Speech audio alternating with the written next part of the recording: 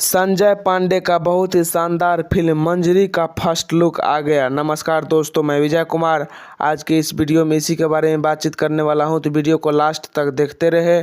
और जो लोग हमारे चैनल MM भोजपुरी को सब्सक्राइब नहीं किए हैं वो लोग कर ले, क्योंकि हमारे चैनल पर भोजपुरी का हर एक न्यूज सबसे पहले आता है। तो दोस्तों, आप सभी को बता देना चाहता हूं कि संजय पांडे का बहुत ही शानदार, धमाकेदार और पारिवारिक मूवी मंजरी का फर्स्ट लुक आ गया है, जो कि आप लोग स्क्रीन में देख सकते हैं।